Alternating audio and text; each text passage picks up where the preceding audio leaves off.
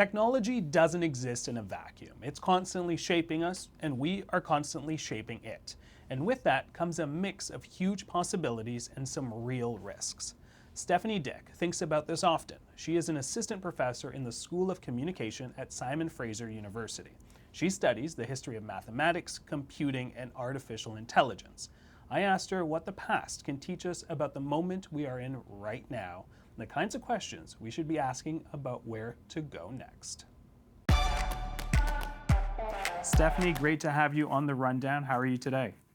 Hi, I'm so well. Thanks so much for having me. It's great to be with you. Yeah, I'm excited to learn about AI and its history. So let's delve into it. There's a lot of talk these days of the risks of AI, but on the flip side, a lot of hype about how industries can benefit. I'm hoping you can help us explain, has there ever been a time in the history of tech advances that have been so binary? I would say, especially where the history of information technology is concerned, Hmm. we have these moments of fear and excitement fairly regularly. And part of the reason for it, I think, is that information technologies come with really big promises about how we're going to learn and how we're going to work. But they also often come with really big infrastructural changes. So I have my students often read a little letter that went into the New York Times in Hmm. 1857 about how, sure, the telegraph is going to allow us to communicate a lot faster. We're laying these cables across the ocean that are going to reduce the time for communication. But what is it going to do to our sense of truth, our sense of time, our sense of connection? Even the telegraph had people excited about economic revolution, and it had other people really concerned about the impact of speed and quantity on information landscapes and human experience. So I think we have a lot of historical precedent for the excitement and concern that we're all hearing and experiencing today. You mentioned the printing press. Were there other earlier experiences with technology that can help us navigate the advancement of AI and what we can learn from those early lessons? Absolutely. Here, I think the printing press is such a helpful Yeah. historical example because we often imagine, I think, and we hear a lot of stories that tell us that it's technology that drives social change, that we develop technologies, and because of what they do or the way they work, they force certain modes of being on us that we have to reckon with. And an example of this that is often pulled up is the printing press, which comes from early modern Europe.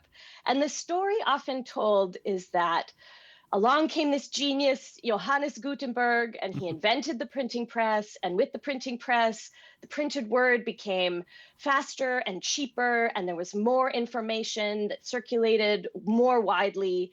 And as a result of that, information was democratized. And that led to the overthrow of monarchies and the democratization of Europe and the Protestant Reformation and the scientific revolution. We've attributed a huge amount of cultural transformation to the printing press. But it turns out that historically, that story is just not true. Hmm. Every part of it is false. What is the uh, truth? Johannes Gutenberg didn't invent the printing press. He was a metal worker who improved movable type.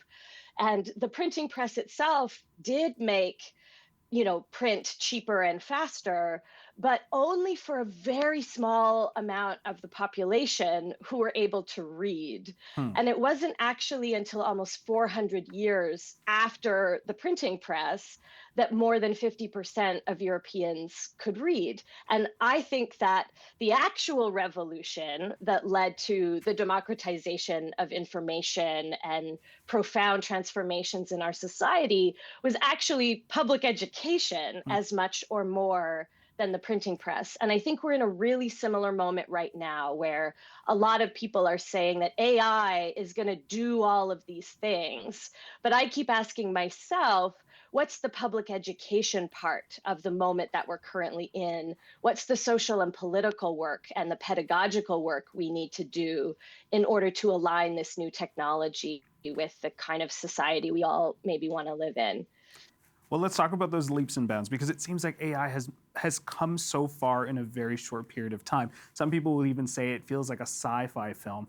I'm not gonna lie, the amount of conversations I have with people who say it feels like an episode of Black Mirror, seems to be a constant conversation I have. In what ways might technology be going too fast? Yeah, it's a really good question. And with the history of computing, one of the things we notice again and again is that the people who develop computer technologies often first figure out what they can do, what they Hmm. can get this technology to do, and then they figure out how to sell that to us as the solution to our problems.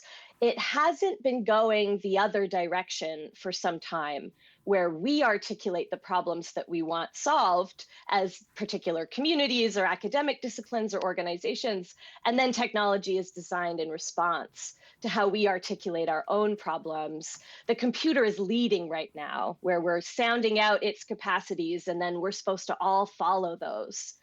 And I think it's worth mentioning that the current AI that we have, generative AI powered by machine learning models, large language models, and these other data driven forms of behavior, are just one iteration of what's been called artificial intelligence. And in the 20th century, the whole point of AI was to try to automate human intelligence. Hmm. They wanted to be able to articulate what it is that our intelligence involves and reproduce that in the computer.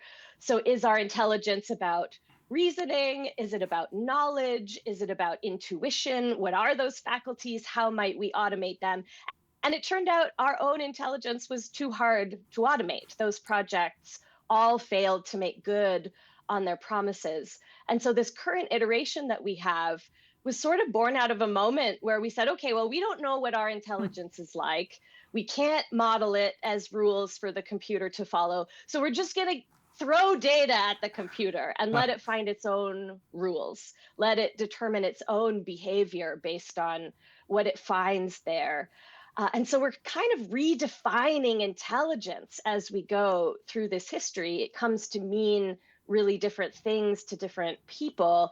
And what I fear in this moment is we're going to redefine intelligence altogether to just mean machine intelligence, Hmm. data driven intelligence, and we'll lose some of the other forms that have been so essential to our development and our collective life. I want to talk a little bit about some concerns that have been hitting the headlines. With technology like ChatGPT, there's the issue of sycophancy. Basically, you're telling the user that anything that they want to hear is probably the easiest way to sort of define it. And rightfully so, has raised some concerns. And want to know, are we stuck with that, or is there something that can we work around that? It's such an important question, and one that I'm really struggling with too while I navigate AI myself. So, the first thing I think it's really important to acknowledge is that the sycophancy of ChatGPT is a business model, or it is a part of a business model in which technology companies are trying to capture our time and attention as much as possible. And they're trying to motivate our data producing engagement and behavior as much as possible. So even before AI, companies like Meta and Facebook and Google and Microsoft and X have been trying to figure out how to get us to stay on their platforms as long as possible, how to engage with as much content as possible, how to produce more data as much as possible. So having these AIs tell us that we're great all the Hmm. time, tell us we're the next best thing, is yet another mechanism for keeping us on the sites. And it really concerns me because at this historical moment socially, I think we are losing some of the skills that are required to navigate difference and conflict. We're struggling, students are struggling, teachers are struggling with how to navigate Mhm. critical feedback. People are very sensitive. Conflict is really difficult.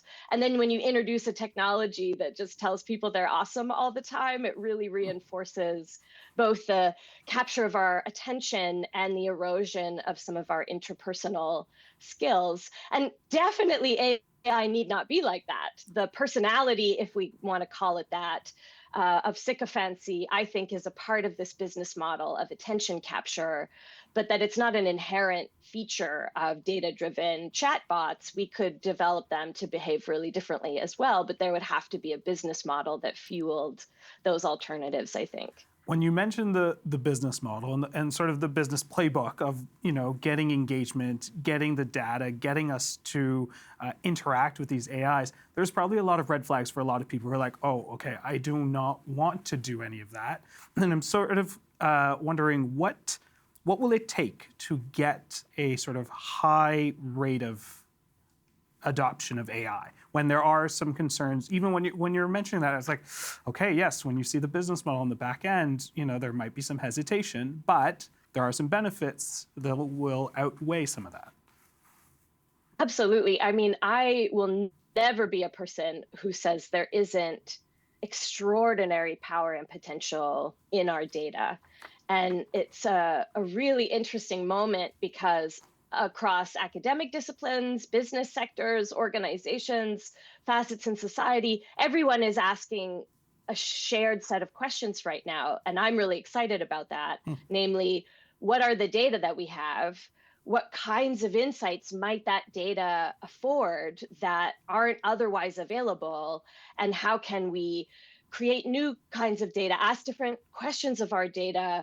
And insofar as that's a project that AI invites us all to participate in, I'm very excited. I also think there are rightfully deep and profound questions about trust and accountability. We know that artificial intelligence fabricates and constructs or hallucinates fairly regularly. It lacks contextual information. It has bizarre moral reasoning in a lot of contexts. So I think trust is going to be a really significant issue, and it's wide reaching. There's the question of whether we can trust this technology and under what conditions, whether we trust people who are using this technology and under what conditions, and perhaps most importantly, do we trust the people who are developing this technology and under what conditions? And so I think that widespread adoption is going to come from a lot of trust negotiations. But right now, people are afraid and they're angry, I think, in part. No one in a certain sense sort of asked for this. And now all of a sudden, everyone is being told we have to reckon with this technology in our own spaces. So those are all issues that we're going to have to do a lot of social negotiation around. You had mentioned the people developing these technologies, and I want us to sort of go back in time. And I am curious, would the 20th century technologists be surprised at how these applications that they were working on in the early days and see how they're being applied to now? Because we know AI really became a field of study in the 50s. You had sort of mentioned that. But seeing how it is being applied now from what they thought in the early days, would they be shocked?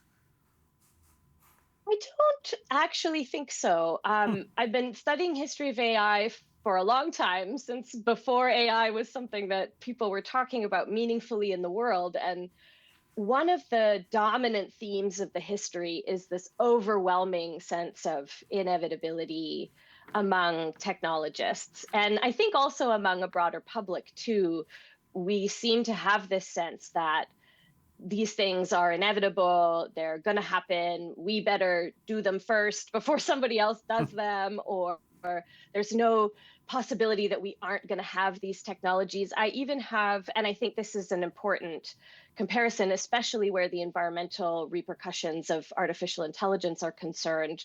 I have one historical thinker who talked about the manifest destiny, he called it, of computing, that eventually everyone would have a computer that was intelligent by any definition, available to them at all times, and that it was a kind of manifest destiny, in the same sense that American colonization was imagined to be both morally necessary and inevitable. So that same inevitability has been assigned to artificial intelligence in the narratives that surround the technology for a long time. I think many of them, however, would be surprised to know that the approach to AI that ended up generating success was the artificial neural network driven, data driven paradigm time that really didn't look as promising in the 1950s and 60s when these conversations started. Stephanie, we have about 30 seconds left. I am curious. I have to imagine that you're quite excited for what the future looks like here. So with that being said, what's next for AI? What I'm the most excited about with AI is that it has got us all asking these deep Hmm. existential questions about who we are, what kind of work we want to do, how we want to live, where meaning in our lives come from.